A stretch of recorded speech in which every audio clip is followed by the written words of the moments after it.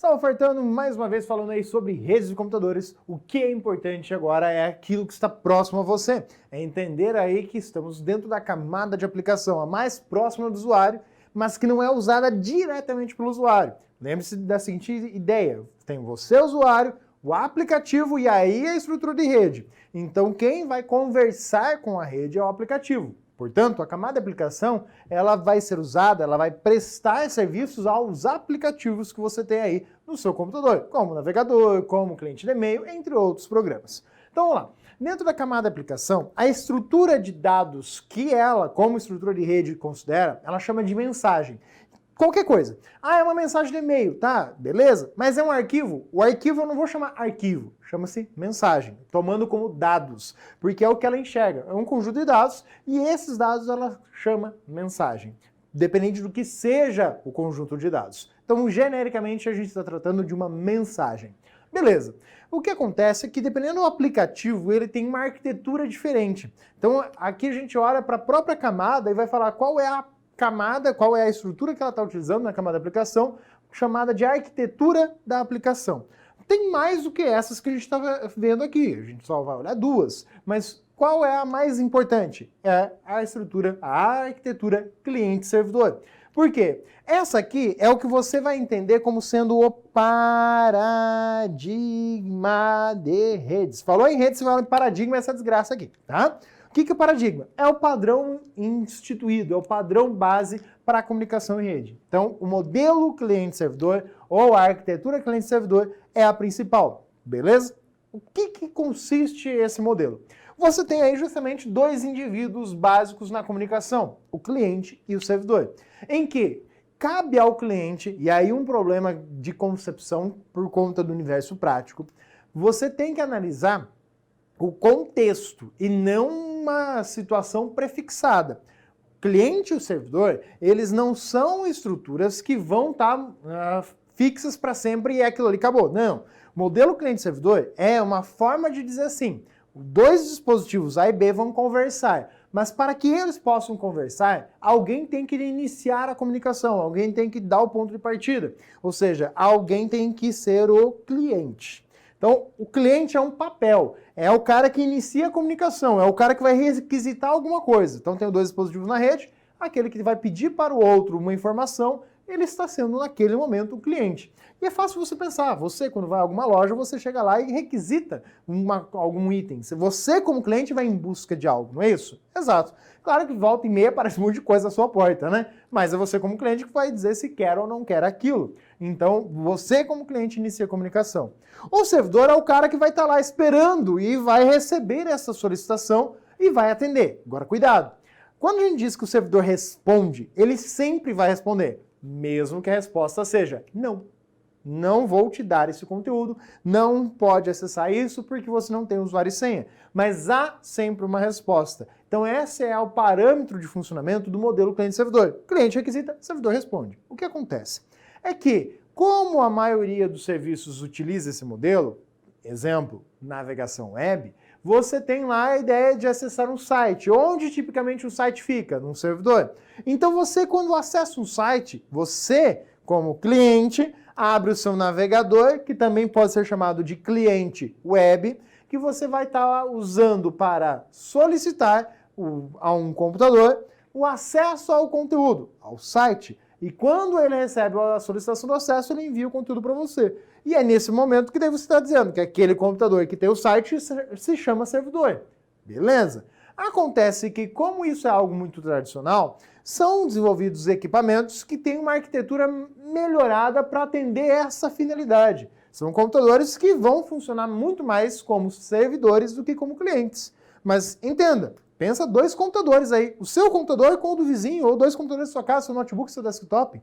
E aí você tem essa possibilidade de um estar solicitando o conteúdo que está no outro.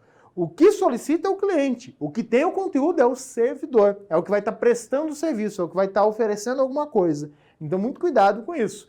Você pode pegar qualquer computador e dizer, ele é o servidor. Sim, naquele momento ele é o servidor.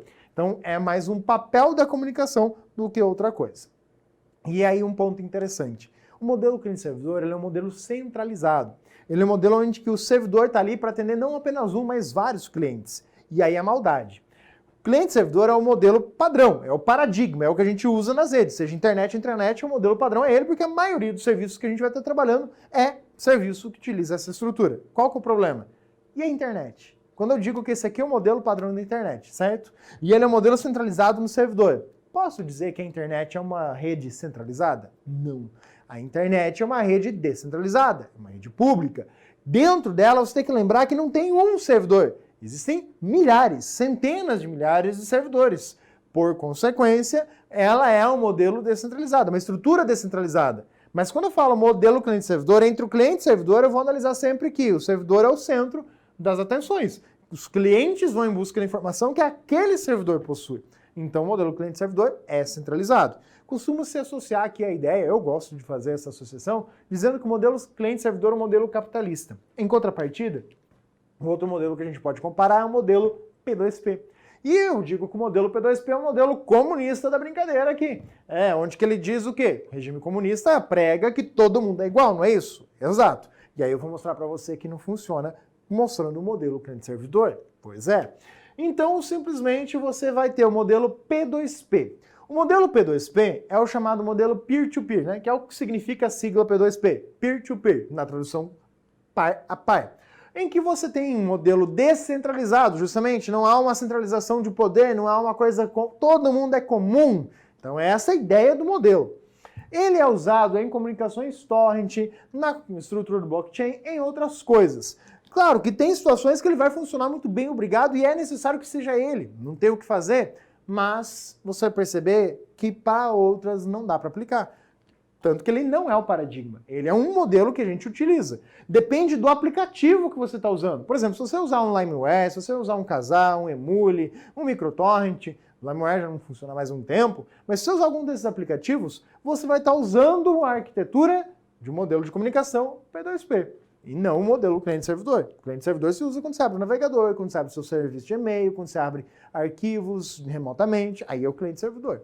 Agora pensa assim, pensa na situação do universo torrent. Você tem lá um indivíduo A, que tem todo o conteúdo de um filme. Então ele foi lá e pegou o DVDzão lá na locadora, digitalizou aquele DVD e colocou lá no computador dele e compartilhou aquilo ali. Algo muito comum aí na prática, né?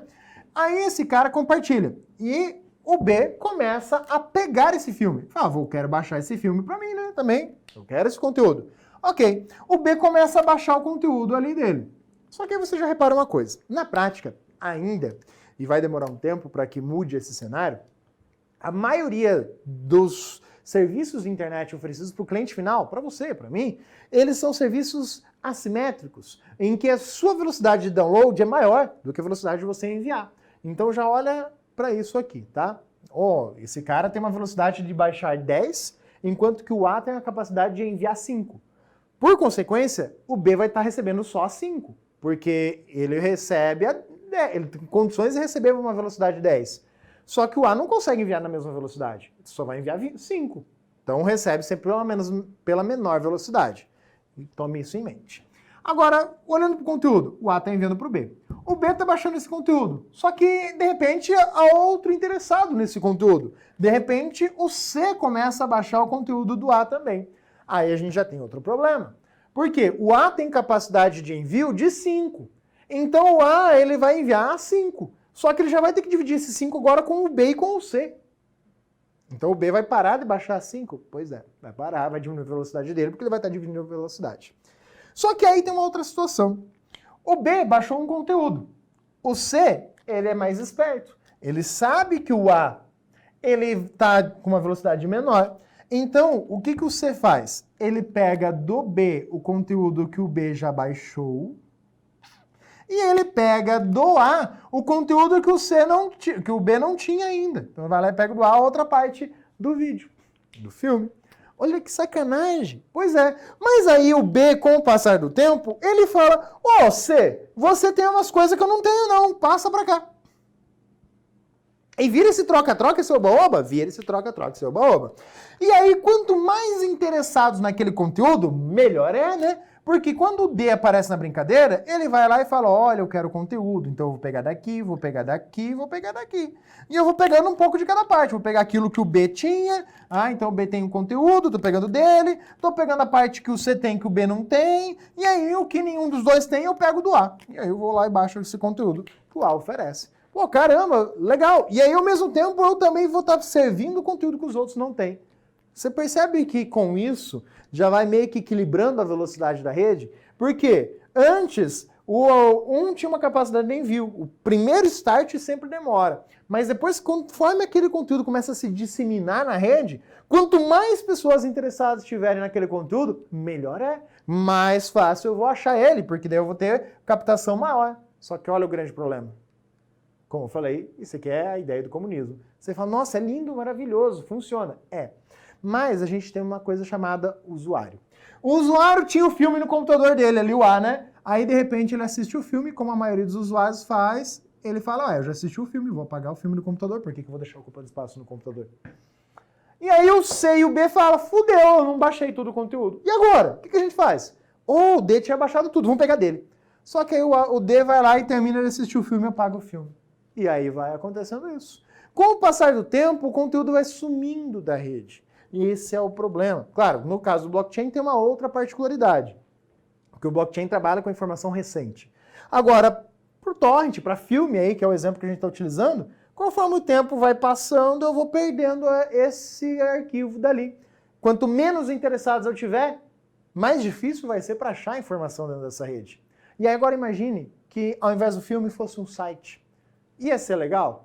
Se tivesse 1.000 pessoas querendo o site, bacana, 10 mil, 1 milhão de pessoas querendo o site, seria muito rápido achar e conseguir o conteúdo dele. Mas e se ninguém estiver interessado no site?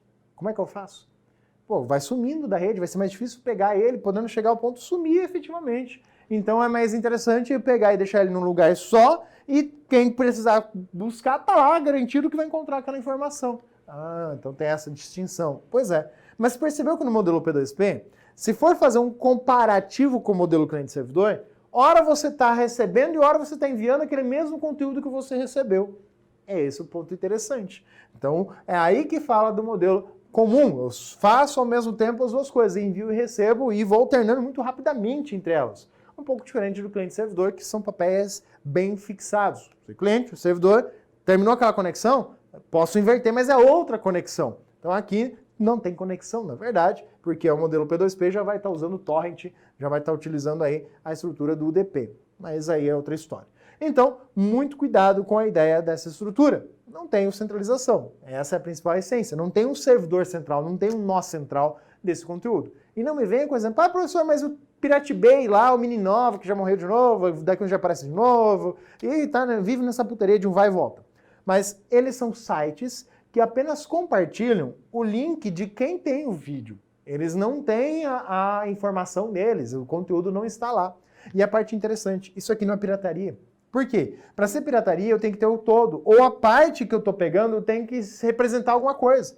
Se eu for olhar só para esse pedaço de dados que eu estou transitando, ele sozinho não tem sentido nenhum. Então, de um modo geral, o arquivo brota no teu computador. Você pega tanto fragmento espalhado que simplesmente o arquivo final, que é quando está tudo junto, ele está no teu computador, você não pegou todo ele de uma única fonte, então não foi uma pirataria. Então esse é o detalhe. Pô, mas é uma forma de pirataria? Semanticamente legalmente não. Então é aí que está o detalhe. Então, situaçõezinhas desse aspecto. Claro, se você compartilhar, é aí outra história. Mas, vamos lá. A ideia do P2P e do modelo cliente-servidor depende, então, da arquitetura da aplicação. Mas aí a gente tem que conhecer os principais protocolos da camada de aplicação. Podemos dividir aqui os protocolos em 4 grandes grupos. Você tem os protocolos de navegação na internet, você tem os protocolos de e-mail, você tem os protocolos de acesso remoto, os protocolos de comunicação de voz, né, mais especificamente, entre outros. Aqui são alguns protocolos. Vamos olhar aí aqui alguns deles, principalmente a parte web e a parte de acesso remoto. Aí. Então vamos lá, primeiro protocolo web e o mais básico de todos, o protocolo HTTP. O protocolo HTTP é o protocolo hipertexto, tá? Ou protocolo de transferência de hipertexto. Pode ser chamado de protocolo multimídia. Qual que é a finalidade dele? Esse protocolo, ele é responsável pelo tráfego de conteúdo multimídia. Cuidado, não é só para páginas da internet, tá? Não é só para web. É qualquer conteúdo multimídia. Inclusive tem ferramentas de acesso remoto que usam ele. Então cuidado. Por exemplo, TeamViewer, LogMeIn, são ferramentas que permitem um computador controlar outro. Só que o conteúdo trocado entre os dispositivos, ele não é um conteúdo usando os protocolos de acesso remoto. Ele é um conteúdo trocado na forma multimídia. Então o protocolo usado é o protocolo multimídia. Claro que o HTTPS no caso hoje, né? Mas vamos primeiramente entender o HTTP. O HTTP, então, ele transmite conteúdo multimídia. E é transmitir de um lado para o outro, é transmitir essa informação de que modo? Ele vai pegar os dados, que são ali vídeo, texto, imagem, e vai transformar essa mensagem na forma que ele pode colocar dentro ali do cabeçalho e tudo mais do protocolo HTTP e entregar essa informação, portanto, para a camada de transporte. Para quem na camada de transporte? Para o TCP. Então o HTTP ele vai entregar para o TCP. E qual é o buraco que ele vai usar para entregar para o TCP? Ele usa a porta de número 80. Então ele chega lá e fala, ó, tá aqui na porta 80, eu vou colocar aqui esse conteúdo do jeitinho que tem que ser. Que é o jeitinho que ele define. Qual que é o cabeçalho, qual que é o conjunto de dados para poder saber como a informação tem que ser entregue de uma ponta a outra. Como que ela vai chegar lá para o destino. Como que o cliente vai entregar para o servidor a requisição e como o servidor vai entregar a resposta. Então, você tem aqui dentro dessa essência o protocolo que trabalha com conteúdo multimídia, que trabalha com texto, imagem, áudio, vídeo e a ideia do próprio conteúdo HTML. Agora o ponto importante. Uma coisa é o protocolo. O protocolo é regra, é conjunto de regra. Quando eu olho para o HTML, a sigla HTML significa Linguagem de Marcação de Hipertexto. É nada mais do que um arquivo hipertexto. Só que aí a gente tem que abrir o paralelo. Uma coisa é você tomar a ideia de conteúdo multimídia como um todo, outra é analisar a ideia de protocolo, que é regra, outra é olhar para o arquivo hipertexto. O arquivo hipertexto é um documento que só tem texto. No máximo você pode dizer que tem links. Não tem imagem dentro dele, não tem vídeo. Se você abrir o arquivo hipertexto, como é que você vai ver ele? Quer ver um exemplo simples? Você está vendo essa aula no navegador, no computador, espero eu. Se for no celular vai complicar um pouquinho mais, mas também dá para fazer isso aí. Aperta a tecla de atalho Ctrl U, será aberta uma nova janelinha que nela vai mostrar para você exatamente o conteúdo de hipertexto.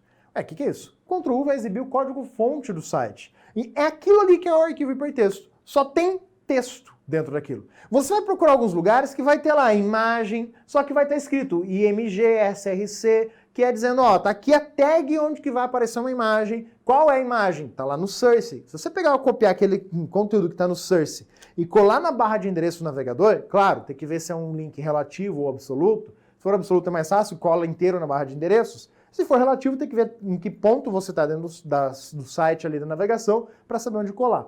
E aí você cola lá, vai aparecer a imagem que estava ali definida no código. Então, o arquivo hipertexto não tem imagem, é só mesmo o texto marcado. O navegador da internet tem como função pegar esse arquivo hipertexto, ler esse arquivo, interpretar e mostrar da forma multimídia como você conhece.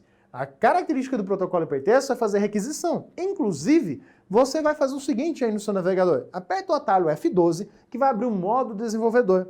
Abre uma nova aba, ou antes, né, abre uma nova aba e aí aperta o F12 para abrir o modo desenvolvedor.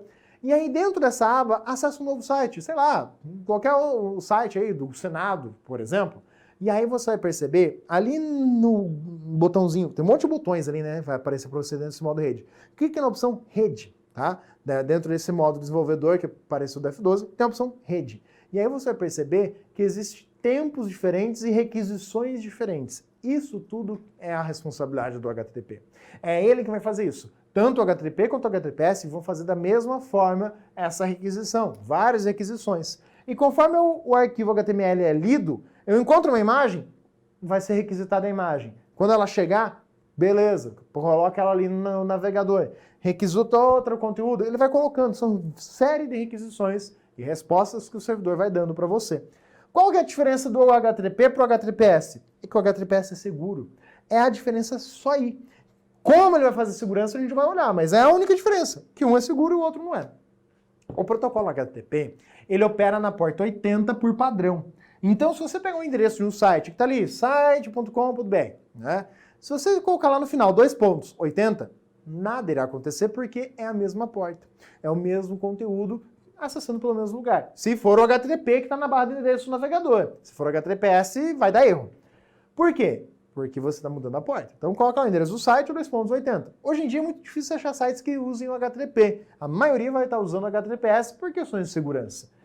E aí tem a porta opcional. Só que cuidado, quando a gente fala opcional, não é uma porta alternativa para a mesma coisa. Quando a gente coloca como porta opcional, é uma outra porta que pode estar sendo utilizada com o mesmo protocolo para outro conteúdo, outro endereço. Então cuidado com isso. Então também porta TCP, mas é outro endereço que vai estar sendo utilizado ali para você. Já no caso do HTTPS, é outra porta. Então, se você está acessando ali o site e colocar lá no final, né? Se o site é HTTPS, site ali, beleza, bonitinho. No final você coloca o sinal de 443 e aperta Enter. Nada vai acontecer, vai continuar vendo o mesmo conteúdo. Por quê? Simplesmente é a porta padrão. Se você colocar lá um 8443, muito provavelmente vai dar um erro porque não existe aquele conteúdo. Então, situações similares. Aqui, tem que saber o número da porta 80? Tem. Tem que saber o número da porta 8080? Tem. Obrigatoriamente, essas duas são essenciais. Essas aqui aparecem com menor frequência, mas é mais importante olhar e saber que do HTTPS é a porta 443. Essa é relevante. E tem que ser TCP. Por quê? Ele vai usar segurança, ele vai usar criptografia. E toda vez que você falar que vai ser algo seguro, tem que usar o TCP, porque o TCP garante a entrega, do contrário, não vai funcionar. Então, o que nós precisamos ver é, o HTTP e HTTPS se concentram no mesmo conteúdo multimídia. A ideia é que eles vão estar transmitindo arquivos hipertexto e tudo mais. A diferença é que o HTTPS vai fazer isso de forma segura. Por consequência, eles querem saber como que é feita essa segurança. Ora, através do uso de criptografia. Eu vou estar buscando aí, em suma, garantir o sigilo. Pode estar sendo utilizado a criptografia para garantir outra coisa? Pode. Que outra coisa vai estar sendo garantida? A autenticidade. Mas pode, não é uma certeza. Para poder saber se está sendo usado um certificado digital, você tem que clicar com o botão direito em cima do HTTPS ali no navegador e ir em detalhes do certificado. Para ver se o certificado digital é um certificado digital do tipo A, que vai garantir o autor também, né, a autoria, ou se ele é um certificado digital autoassinado, que não garante o autor, garante apenas sigilo. Então, a única certeza que você tem quando você olha ali no navegador e tal HTTPS é que a comunicação entre você e o servidor, a comunicação entre você e o site é sigilosa. Se o site é verdadeiro, você tem que ir lá e ver os dados do certificado digital. Claro, se a barrinha de endereço estiver verdinha, aí é outra história. Mas, muito cuidado. Então, você vai perceber que para poder oferecer isso, essa criptografia, há o uso de outro protocolo, que na verdade vai ser um ou outro. Você vai estar usando ou o TLS ou o SSL junto ao HTTPS. Não é você manualmente. O seu navegador vai estar usando isso automaticamente. Porque tanto o SSL quanto o TLS são protocolos de segurança implementados na camada de aplicação. Não vão entrar no mérito de portas dele, mas saber que eles são protocolos atrelados à criptografia. Não são algoritmos, são protocolos. Cuidado com isso. São outros dois protocolos, também da camada de aplicação, e os dois voltados para segurança. Não vai confundir. Aí o protocolo que também a gente precisa conhecer, protocolo FTP. O protocolo FTP é o protocolo de transferência de arquivos. O que esse protocolo faz? Simplesmente é um protocolo usado para enviar e receber arquivos. Só que a gente só usa ele assim, só que ele oferece muito mais coisas, que no serviço público é muito usado, por conta das limitações de modo geral e de investimento. Então, pelo fato dele ser muito usado no serviço público, por isso que ele cai em prova. E esse protocolo tem uma particularidade. Ele funciona simultaneamente. Para ele funcionar, ele usa duas portas. Quando você olhou para o HTTP, para o HTTPS, é uma ou a outra e são portas que levam a coisas diferentes. O HTTP e o HTTPS tem a porta padrão dele e a porta opcional. No caso do FTP, você tem a porta 20 e 21 sendo usadas simultaneamente, sendo uma para transportar os dados. Tanto os dados que estão indo quanto os que estão voltando vão ser transmitidos na porta 20. A outra porta, de número 21, ela vai servir para enviar as operações, os controles, os comandos, para dizer, você quer copiar, você quer apagar, você quer renomear, você quer mover de um lugar para outro. Então é esse conjunto de comandos. Inclusive, você tem que observar que nela também pode ser realizada a autenticação da informação. Então também serve para autenticação? Sim. O teu usuário sem o login vai através dessa porta. Então, as duas são portas TCP que vão estar sendo utilizadas em conjunto aí. Então, muito cuidado, que a confusão tradicional que as bancas colocam em prova é misturar com a ideia de porta e duas portas, duas ações, são coisas distintas. Uma é exclusiva para dados, a outra para operações e controle. E aí o protocolo DNS? O protocolo DNS é o protocolo ou sistema ou serviço, tem várias nomenclaturas que podem ser usadas, mas a finalidade dele é o serviço de nome de domínio ou sistema de nome de domínio. O papel dele é resolver, essa seria a palavra mais correta, mas se colocar ali um traduz dá para aceitar, tá? Não é a melhor opção, mas o correto é resolve. O que ele faz basicamente é pegar os nomes de domínio, que é aquilo que a gente decora com facilidade, por exemplo, uniwest.br, e vai consultar para você qual que é o endereço IP daquela coisa. Se você souber o endereço de um site, você pode digitar na barra de endereço do seu navegador e acessar? Sim, abre uma nova aba ali e digita 200.201.88.30. Vai abrir a página da UniWest. Decorei essa coisa porque eu trabalhava na parte web da UniWest. E aí, simplesmente, esse cara vai fazer o quê? Vai levar você direto para o conteúdo. Perfeito? O endereço IP permite você acessar um site? Permite. Mas é mais fácil para que os usuários decorem o endereço do site ou o endereço IP do site? O domínio ou o IP? É bem mais fácil decorar o domínio, mas na prática nem isso você faz. Porque para acessar o site do Alpha, eu sei que você abre o Google, digita AlphaCon e clica no primeiro link. Eu sei. Então, olha só, o que acontece aqui? É um problema que foi criado, né, a situação de identificações diferentes, mas que o computador trabalha com IP, o usuário trabalha com nome, mas visual, intuitivo para o usuário, o nome, vê que ele está no site certo. Então, situações que você precisa de uma conversão. Esse é o papel do DNS. É encontrar o endereço IP do site que você quer acessar para que você possa chegar até aquele site, para que a sua requisição chegue até aquele site. Então, o papel do DNS é só entregar para você esse nome. Tem o DNSSEC, que é o protocolo DNS, com a garantia de autenticidade da fonte. Ele garante para você que a informação entregue a você foi entregue por uma autoridade competente para tal e não por alguém forjando a informação. Então esse é o DNSSEC, que é basicamente a versão do DNS com segurança, que na prática é o que está sendo usado. O DNS mesmo não é mais usado puro, cru, é o SEC que é empregado. Mas o que é na prova ainda é o DNS. Detalhezinho muito importante. A porta que ele emprega é a porta de número 53 do UDP. Então, porta 53, UDP. Você viu que todos os outros que a gente viu são portas TCP. Esse aqui é o UDP. Então, é outro protocolo que ele está usando por baixo porque ele precisa ser rápido. Tá? Agora, o DNSSEC. Aí, o DNSSEC é outra história. O DNS, transição dos dados, é uma coisa. Agora, validação da autenticidade dele é outra. Então, ele faz um bem bolado aí entre o TCP e o UDP, ok? Então, DNS cru, basicão, que cai na prova, UDP, porta de número 53, tem que decorar o número da porta também. Aí você tem os protocolos de acesso remoto. O que são protocolos de acesso remoto? São aqueles protocolos de terminal remoto. Você tem o SSH e o Telnet. O que você precisa saber? A porta de cada um, SSH 22, Telnet 23, ambas portas TCP, e que servem para a mesma coisa, acesso remoto. A diferença é que o SSH, ele oferece segurança, ele criptografa, enquanto que o Telnet não tem segurança, tá? Telnet é não seguro, ele não criptografa os dados que vão ser transmitidos. Tanto que o Windows está parando de usar ele há um bom tempo, quase não usa. Tanto que Linux praticamente sempre usou o SSH só. O Windows usava Telnet e com o passar do tempo ele está substituindo aquilo que ele usava Telnet para usar o SSH também. Então, são protocolos de aplicação, só preciso que eles sejam implementados no aplicativo, que é protocolo de rede, é comum. Então, independente do sistema operacional que eu estou usando, eu posso usar eles sim. Tá? Então, essa é a ideia. E outro protocolo que a gente precisa conhecer é o protocolo VoIP. O protocolo VoIP é o protocolo de voz sobre IP. Qual que é a finalidade dele? É simplesmente parar de usar a linha de telefonia para fazer ligação e usar a linha de dados. Se você for olhar, quando você pega uma internet ADSL, por exemplo, que é aquela onde você tem telefone, internet, mesma coisa a cable modem, né, que você pega lá com a TV por assinatura. Se você pega o telefone ali e liga, você vai pagar custo da ligação pela telefonia. Se você for ligar daqui do Brasil para os Estados Unidos, você vai pagar um absurdo minuto. Por quê? Você está usando a rede de telefonia. E na prática, ela mesma por baixo já faz isso aqui, mas vamos deixar isso aí para outra hora.